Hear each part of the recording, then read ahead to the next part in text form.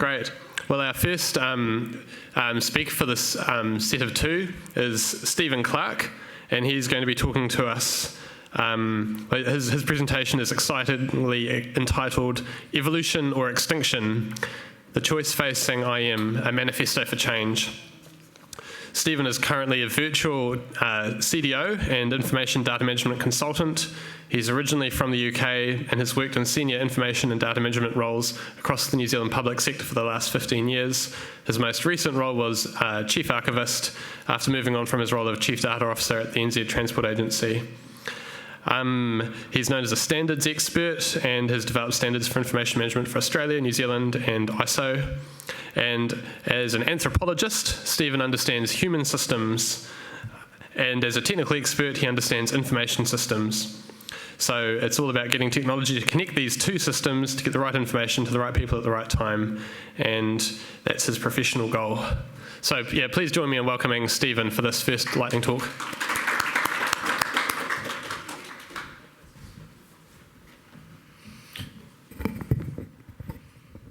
Kia ora.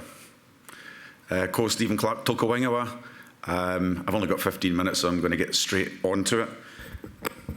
So yes, I've moved from being a public servant, which I've done with great zeal for the last 20-something years in the UK and New Zealand, to jumping the other side of the fence and trying to help government on the other side as a consultant. So hopefully, or I certainly see myself as still being a public servant, just at once removed. And the theme of this conference is resilience, and I thought one of the key things about resilience is learning to bend, not to break, and to understand where you are in order to be able to change. And I feel that I'm representing, I'm putting on my RIMPA Global Ambassador hat for this talk today, and I just think we're at a crossroads for the records and information management profession, and it is, in my view, either evolve or become extinct. So if we think about the profession, you know, it goes back, what, 6,000-7,000 years to the Sumerians that started doing proper professionalised structured information management for the clay tablets that we can still read now, and they nailed metadata and version control. You know, when it's a final version, you bake it, so you can't change it anymore. You want a version control, you wrap it in a fresh layer of clay, so you don't have an alternative version of the truth floating around, and you put all your metadata stamps on the outside, so it's well described and encrypted. And of course, we're still doing that incredibly efficiently today, and don't have any alternative versions of the truth floating around. And then we think to Rome, when it became professionalised and they made the kind of distinction between archivists and records managers, and then things went a bit backwards from the 4th, 5th century, and then we come to the modern profession, which came out of the change of the French Revolution and the birth of the new nation state, and how do we bring information together at a national level and respect the fawns and all that stuff that underpins our professional thoughts. But we haven't had a lot of, in that sort of 6,000-7,000 years as information managers, we haven't had a lot of competition. And in the last 50 years, we have. The rise of the IT world and the IT professions means that the looking after data and information is no longer the preserve of just information managers and archivists. Partly what went wrong, and partly how do we do something about that? So the world has changed, and I don't think the profession's changed with it.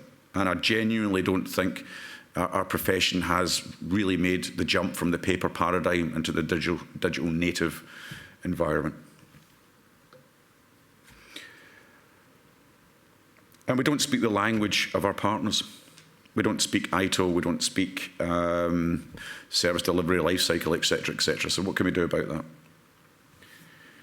I mean, I'm not going to read this slide out. It's pretty self-explanatory. I just went off to ChatGPT and said, "Hey, tell me what are the key challenges for the information profession at the moment," and then made it make a bit more sense.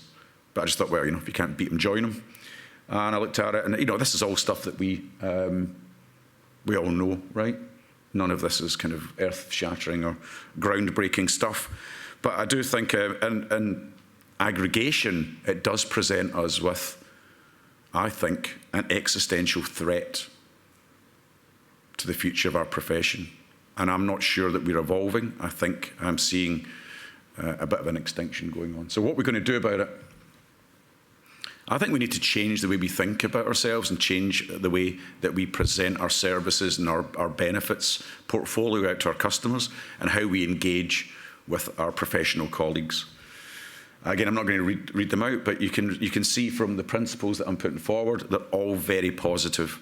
Say yes, don't be the ministry that says no, collaborate, speak the language of your partners. And we have a lot of skills that we can bring to the table that we've developed in that last few thousand years of working with information and data that many of our colleagues that come from the technical backgrounds don't have. Deep ethics, understanding of ontology, understanding of semantics, understanding of deep understanding of information and how it works within cultures and systems, and how it's an artifact of cultural expression and who we are as an expression of humanity. That's not something you hear an awful lot from IT professionals talking about that. But information and data by its very nature is expressed through language and expressed through ontological and semantic meaning, so that we understand stuff in a way that the machines are now catching up with, and that's one of those big differences and big changes that we're up against, which is large language models. But as information professionals, we've been dealing with semantics and natural language processing for decades and centuries, so we can bring that deep knowledge and thinking to bear, but in a different way. Instead of being the ministry that says no and wagging your finger and saying this is the functionality you must put into M365 or else it will never be compliant, actually think about what's the customer benefit and how do we make that service much more efficient for people so they get a much better positive outcome, and hide what we do back behind the curtain like the Wizard of Oz, like we used to. If you go back pre-1980s, if you go back to the 60s, the 70s and before, no one knew how the information management system worked. They put stuff in the out tray and they got it back in the in tray. They didn't know how it was all done in the background and all the theory and all the practice and everything else behind that. We should not be making them do that in digital systems either. It should all be under the waterline, under the bonnet, hidden away. So we need to focus on our customers, embrace change, grow in how we deal with new technological change, because it's here to stay, and we've seen a lot of it over the last 6,000 years. Otherwise, I don't think we're going to be sustainable as a profession. And that comes with being agile and flexible in the way we do things and moving away from rigid notions of what information and records management is to much more flexible outcomes and customer-driven focus, and think about how we can do it, making it easy for people under the waterline as compliance as a service. But in order to do that, we do have to collaborate with our partners in IT, and we have to innovate in our own practice and our own academic backgrounds and epistemological thinking. But we do have that deep underpinning of ethical practice. When I think back 20 years to when I was doing my archives and records management masters, about a third of the course was all about ethics. And I just don't see that replicated in IT professionals. I don't think they get that deep embedding of how information and data is embedded within the human experience and the human environment. They see it much more from the technological environment. But ultimately, the reason that we're all doing this is for human outcomes. If we're doing it for the machines, we're doing it for the wrong people. And we see an awful lot of angst at the moment about the rise of the robots and AI. Well, I mean, is that partly an expression of how we've become disassociated from information and data and seen it's been a technological artifact instead of a human, an expression of humanity? So I want to finish this off with a bit of positivity, because I've been quite negative about how we're going to go the way of the dinosaurs. But when it came to the dinosaurs, they had a massive setback, but ultimately they learned to fly and became the birds, and they're doing all right, and for the most part. And that's what I want to talk about, and to bring all of those concepts and ideas together about how we can evolve our practice and evolve how we work. I see artificial intelligence and machine learning as a fantastic opportunity for records and information management professionals as much as any other profession. But I think it's profound for us, because what it allows us to do is a lot of the things that we used to be able to do in the paper environment that we lost the control of in the technological environment for many different reasons. Organisations decided they didn't want corporate control of their information in the 80s and 90s, and they gave everybody a personal computer. The clue's in the name. It wasn't corporate computer, it wasn't centralised terminal like it was with the mainframes, it was personal computer. So we fractured and we diffused information and data management down to the individual level, and you still hear an organisation still whinging and moaning about how can't we get corporate control and how do we not have enterprise control. Well, you've given everybody a personal computer and allowed them all to do it differently, so why would you expect a different outcome? And if once you've given everybody individual control over this, they expect individual control over their information. They don't want the barriers or the perceived barriers and guardrails that standards and corporate control and ethics and all that stuff getting in the way of them doing their job, because they've, over the last 20 years, they come to have the illusion that self-control of information and data is somehow more efficient and effective than having it done for you at scale. And I just don't think that's correct. I think that what the rise of the internet in the last 20 years has shown us is that if you have systems that are standardized up the wazoo, automated, consistent, ethical and efficient, you get a much better experience with your data and information as a human.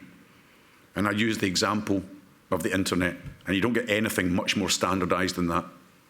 You can use that on any device, in any country, in any language.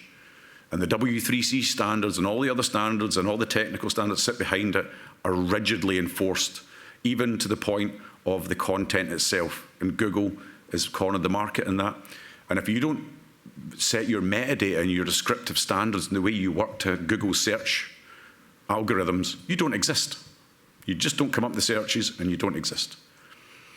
So everyone has given up their control to the robots and to the overlords and the data masters already to get the convenience and the experience that we've now got with the internet. And who would go back 20 years to doing everything manually and having to go in to the shops or the banks to do what they used to do? And I'm proposing a similar step change for how we work with our information and data in our organisations, going back to centralised control, the efficiency of scale, and the fact that we can start to do things like ethical considerations and standards and controls and getting good societal outcomes and taking away some of that risk at the edges. And because it doesn't matter whether it's in the cloud or it's on-prem, it's the quality and the controls and the ethics around stuff that's really important. And I would say that the big scare around AI, what it's really showing up is not a new technology and a new way of doing things. What it's showing up is our pitiful data and information management, control and management within organisations. That's my contention. And every time I've tried to do in the last 10 years or so, working with government agencies, anything we've tried to do in service innovation or to make things different or better has bumped up against the same issue of data quality. It's not good enough. And most of the data scientists I've employed over the last 5-8 years have spent 50% of their time or more cleaning up data.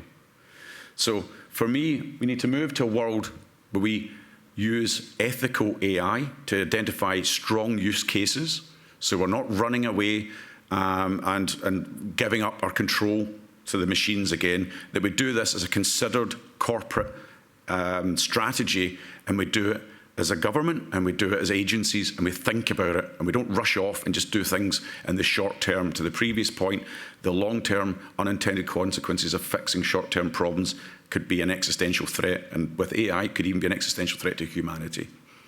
So I'm proposing that we work as government to look at use case identification for machine learning and AI, and a sustainable, well thought through and ethical platform where we think about why we're doing it, what's it for, what are the ethical considerations, what are the Mataranga Maori considerations, how do we do this where we can start safe and build up the confidence and the experience to start branching out to the difficult and fuzzy edges, and don't start there. So I guess that's my big pitch to to the profession and to all of us in this room as public sector employees is let's think about where we want to be in the next 10 or 15 years. Let's harness this technology. Let's get ahead of this technology and yet use it and not be a victim and not be proactive rather than reactive. And if I think when I was at Archives to New Zealand 2 years ago, when I got innovation funding to work with Amazon and work with Microsoft, and we did amazing work on the compliance as a service using machine learning and AI to get unstructured content, to structure it, make it intelligence ready, put compliance into it, make it safe in an ethical way. We did amazing work, but no one knew what the hell I was talking about 2 years ago. But the time has come for it. Now people do know what large language models are. They do know what semantic and ontological understanding of content is. And they do understand that we've got to do this in an ethical way. And it's a game changer for all of us, but hopefully in a positive way. Thank you. Thank you, Stephen. Thank you very much, Stephen. We unfortunately don't have time for questions for these two presentations, but feel free to put them in Slido anyway for everyone to just think about. And yeah, as someone who's working in data governance at the moment, the information management team at MBS are my favourite people to talk to. Yeah.